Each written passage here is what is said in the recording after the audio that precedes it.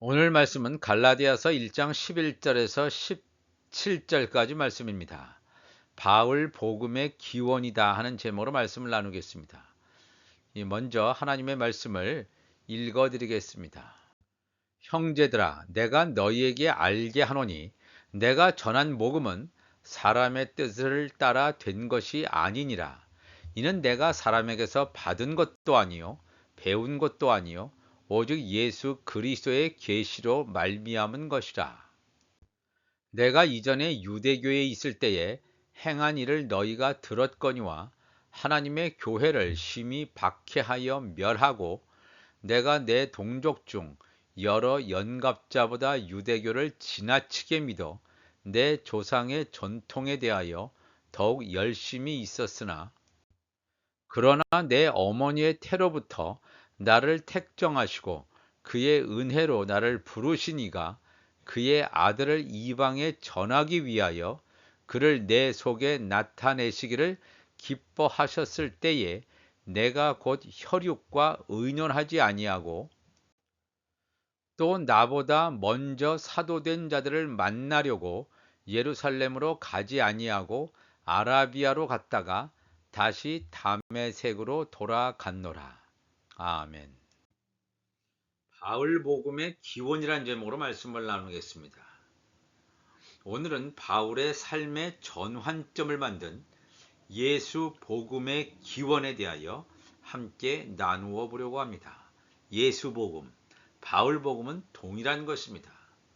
일부의 신학자들은 이 바울이 예수님을 직접 만나는 경험을 하지 못하였기 때문에 다른 11명의 제자들에 비하여 열등한 위치에 있는 제자라고 바울을 폄훼하기도 하지만 바울의 편지를 보면 바울이 부활하신 예수님을 체험한 후에 이른바 바울 복음을 이루고 있는 이 복음이 11명의 제자들로부터 비롯된 것이 아님을 바울은 증거하고 있습니다. 그렇지만 예수 복음, 예수님의 다른 제자들이 증거한 복음과 바울 복음은 정확하게 일치한다라고 하는 것입니다. 만일 바울이 증거한 바울 복음이 예수님의 직계 제자들인 11 제자들로부터 비롯된 것이었다면 이 바울은 다메섹 도상에서 예수님을 만난 후에 가장 빠른 시간에 자신의 예수 제자로서의 정통성을 확보하기 위해 11명의 제자들을 만나 그들로부터 예수의 직접 가르침에 대한 내용을 전수받았을 것입니다. 그러나 갈라디아서 1장 16절 17절 보면 그의 아들을 이방에 전하기 위하여 그를 내 속에 나타내시기를 기뻐하셨을 때에 내가 곧 혈육과 즉 사람과 의논하지 아니하고 또 나보다 먼저 사도된 자들 예수님의 11명의 그러한 제자들을 만나려고 예루살렘으로 가지 아니하고 아라비아로 갔다가 다시 다메섹으로 돌아갔다라고 바울은 증거하고 있습니다. 이렇게 바울의 행적을 살펴보면 예수님의 12제자, 11제자들과의 이 의도적인 만남을 거부하는 바울의 모습을 보게 됩니다. 바울은 예수를 만난 직후에 예수님의 11명의 제자들을 비롯하여 어떤 누구와의 교제나 방문을 시도조차 하지 않았습니다. 오히려 바울은 아라비아로 직행하였습니다. 바울이 무슨 이유 때문에 아라비아를 먼저 방문하게 되었는지 거기서 어떤 생활을 하였는지에 대하여 성경은 침묵하고 있기 때문에 구체적인 내용을 알 수는 없습니다. 아마도 바울은 아라비아에서 기도와 묵상을 통해서 예수님으로부터 말씀에 대한 놀라운 계시를 받은 것으로 추정해 볼 수 있습니다. 바울이 고독한 하나님과의 깊은 만남이 없었다면 바울을 얽어매고 있었던 유대교라는 율법 아래의 삶으로부터 빠져나오는 것은 결코 가능하지 않았을 것이기 때문입니다. 바울은 단순한 유대교 신자가 아닙니다. 뿌리부터 유대교인이며 뼛속까지 율법에 철저하게 교육받고 길들여져 있는 철저한 바리새인이었기 때문입니다. 빌립보서 3장 4절 가보면 그러나 나도 즉 나 바울도 육체를 신뢰할 만하며 만일 누구든지 다른 이가 육체를 신뢰할 것이 있는 줄로 생각하면 나는 더욱 그러하리니 나는 8일 만에 할례를 받고 이스라엘 족속이요 베냐민 지파요 히브리인 중에 히브리인이요 율법으로는 바리새인이다 그랬습니다. 다른 유대인과 비교해도 나는 조금도 부족함이 없는 오히려 더 철저한 유대인이면 유대인이었지 율법 아래에 있는 자라는 것을 분명히 증거하고 있습니다. 갈라디아서 1장 14절에도 내가 내 동족 중에 여러 연갑자보다 유대교를 지나치게 믿어 내 조상의 전통에 대하여 더욱 열심히 있었다라고 바울이 스스로 자기의 입을 통해서 증거하고 있습니다.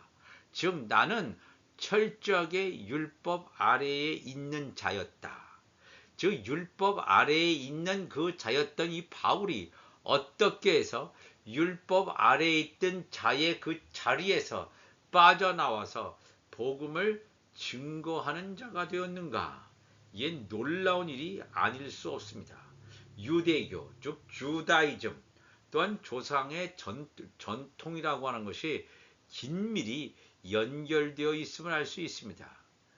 우리 주 예수 그리스도께서도 이 조상의 전통, 장로의 전통에 대하여 바리새인, 서기관들과 논쟁을 하신 것을 알 수 있습니다.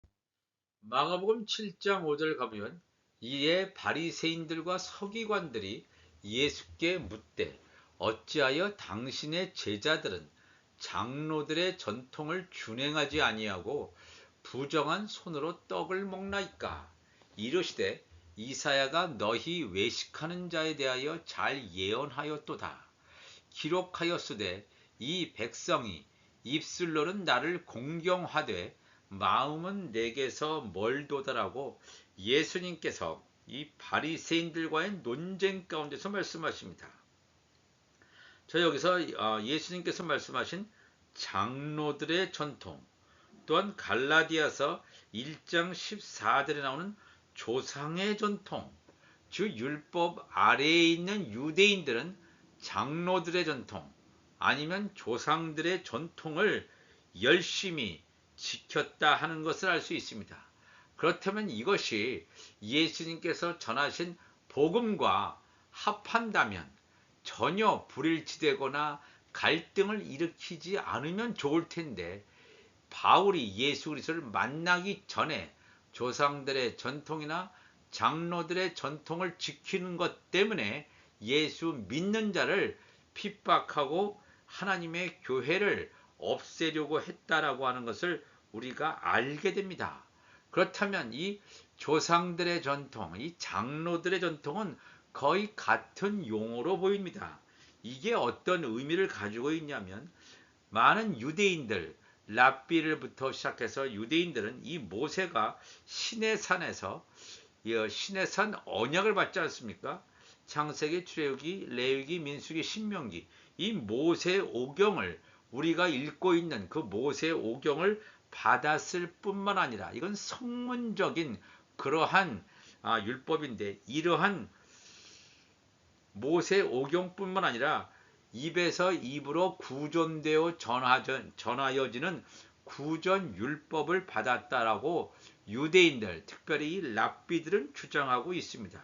즉 이 구전 율법을 추종하는 자들이 예수 복음을 믿는 자들을 어떻게 대하였는지를 보면 바울도 과거에는 구전 율법을 준수하고 심취해 있던 바리새인이었음을 알 수 있습니다. 그러나 이 구전율법으로 가지는 하나님을 온전히 알 수가 없습니다. 오히려 예수 복음을 대적하게 되고 예수 복음을 인정하지 않는 것을 보게 됩니다. 사도 바울이 바리새인이었음에도 불구하고 구전 율법에 대해서 열심이었지만 그것과 단절했던 과거와의 단절, 자신과의 싸움을 한 것을 이 성경은 우리에게 증거하고 있습니다. 갈라디아서 1장 13절 보면 내가 이전에 유대교에 있을 때에 행한 일을 너희가 들었거니와 하나님의 교회를 심히 박해하여 멸하고 그랬습니다. 하나님의 교회, 하늘에 속한 교회를 그냥 핍박하는 정도에서 끝나는 것이 아니라 하나님의 교회의 존재를 완전히 없애버리려고 했습니다. 완전히 멸절시키려고 했습니다. 하늘에 속한 교회를 멸절시킨다? 이거는 큰일 날 일이죠.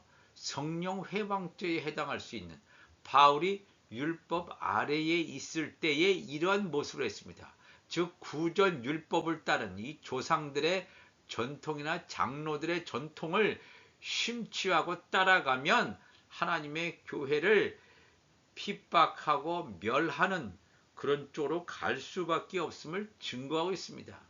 빌립보서 3장 6절도 열심으로는 교회를 핍박했다, 박해했다. 하나님의 교회를 박해하고 율법의 의로는 흠이 없는 자라. 자기 나름으로 율법 아래에 있으면서 이렇게 하늘에 속한 교회, 예수께서 전한 복음을 믿는 교회를 박해하는 것이 율법으로는 흠이 없는 자라고 여길 정도로 이렇게 잘못된 신앙생활을 한 것을 보게 됩니다. 율법 아래에 매여 있는 바울을 예수가 전하신 천국 복음이 전파된 후에 바울을 선택하신 것이 아닙니다. 하나님께서 바울을 선택하신 것은 그보다 훨씬 이전에 된 것임을 고백하고 있습니다. 갈라디아서 1장 15절 보니까 그러나 내 어머니의 태로부터 나를 택정하시고 그의 은혜로 나를 부르시니가. 어머니의 태로부터, 즉 율법 시대에 있었지만 그럼에도 불구하고 앞으로 다가오는 복음 시대에 그 하나님의 말씀 천국 복음을 듣게 될 뿐만 아니라 천국 복음을 증거하게 되는 이방인의 사도로 부르심의 역사가 어머니의 태로부터 시작됐다. 또 로마서 8장 30절 이하에 가면 또 미리 정하신 그들을 또한 부르시고 먼저 정하셨다는 거예요. 창세 전에 영의 생명인 바울을 미리 선정해서 정하신 그들을 또한 부르시고 부르신 그들을 또한 의롭다 하시고 의롭다 하신 그들을 또한 영화롭게 하셨느니라고 했습니다. 이 하나님의 부르심, 하나님의 선택하심은 하나님의 아들들을 창세 전에 부르셨음을 분명히 성경은 증거하고 있습니다. 빌립보서 3장 7절에 가면 그러나 무엇이든지 내게 유익하던 것을 내가 그리스도를 위하여 다 해로 여길 뿐더러 또한 모든 것을 해로 여김은 내 주 그리스도 예수를 아는 지식이 가장 고상하기 때문이라. 내가 그를 위하여 모든 것을 잃어버리고 배설물로 여김은 그리스도를 얻고 그랬죠. 바울이 귀하게 여겼던 것은 뭡니까? 오늘날에도 많은 유대교 이 랍비들은 구전 율법을 모세오경과 같은 그런 위치를 가지고 있는 것으로 간주합니다. 근데 이 구전 율법, 즉 조상들의 전통이나 이 장로들의 전통은 하나님을 따르는 것이 아닙니다. 사람의 교훈이라고 예수님께서 분명히 말씀했습니다. 사람의 교훈을 따르기 때문에 그들은 하나님께서 예수 그리스도를 보내신 것을 받아들일 수가 없습니다. 그렇기 때문에 바울은 생명같이 여겼던 것, 생명보다 더 귀하게 여겼던 이 구전 율법을 완전히 벗어납니다. 예수 그리스도께서 이 땅에 오셔서 율법을 복음으로 완성하신, 그래서 나를 얽어 매고 있던 율법 아래의 생활을 청산하는 것입니다. 모든 것을 해로 여김은 내 주 그리스도 예수를 아는 지식이 가장 고생하기 때문이다. 근데 바울은 예수를 증거했고 예수와 그의 십자가에 못 박히신 것 이외에는 아무것도 알지 아니하기로 작정했다라고까지 바울은 증거하고 있습니다. 갈라디아서 1장 11절 보면 형제들아 내가 너희에게 알게 하노니 내가 전한 복음은 사람의 뜻을 따라 된 것이 아니니라. 이는 내가 사람에게서 받은 것도 아니요 배운 것도 아니요 오직 예수 그리스도의 계시로 말미암은 것이라. 바울은 우리가 분명히 말씀드린 것처럼 바울은 예수님의 다른 11제자와 다르게 예수님이 이 땅에 공생애 하셨을 때에 예수님을 만난 적이 없습니다. 예수님께서 죽으시고 승천하신 다음에 다메섹 도상에서 부활하신 예수님을 만났습니다. 즉 예수님으로부터 예수님의 이 육신을 입고 오셨을 때 예수님부터 직접 베드로나 야고보 요한처럼 산상수훈이나 이런 말씀을 직접 가르침 받지 않았습니다. 그러나 바울의 서신서에 들어가 보면 바울의 편지 속에 들어가 보면 이 예수님의 제자들이 쓴 복음서와 바울의 복음서는 동일한 것임을 알게 됩니다. 그렇기 때문에 이 바울이 내가 전하는 복음, 바울의 복음의 기원을 말하고 있는데 사람의 뜻을 따라 된 것이 아니다. 사람의 어떤 산출물이 아니라 이거예요. 내가 사람에게서 받은 것이 아니고 배운 것도 아니다. 예수님의 11 제자들로부터 내가 배운 것이 아니다. 만약에 배운 것이라면 그들을 높이고 굉장히 그들을 따라가고 추앙해야 되는데 예수님은 베드로, 야고보, 요한 이런 사람들을 만나려고 찾아간 적도 없습니다. 3년이 지난 다음에 비로소 예수님의 제자를 만나려고 예루살렘을 방문했다라고 성경은 바울은 기록하고 있습니다. 자기가 받은 복음은 예수 그리스도의 계시다.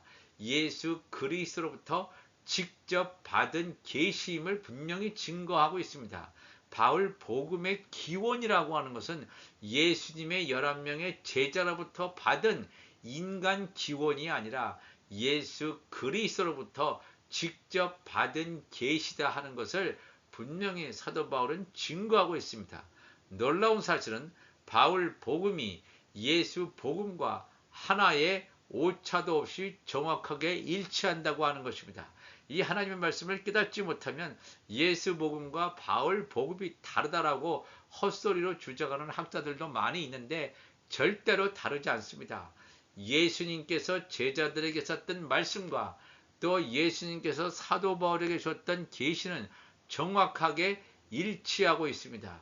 이 말씀을 통해서 오늘 바울 복음의 기원이 예수 그리스도로부터 직접 계시된 것을 이 말씀을 통해서 우리가 깨닫고 우리 자신도 하나님께서 우리에게 성령으로 감동을 주셔서 예수님께서 이 11명의 제자들에게 주신 복음, 사도 바울에게 주신 복음, 그 복음이 우리 안에 흘러 들어와서 온전히 예수를 증거하는 우리 모두가 되시기를 주님의 이름으로 축복합니다.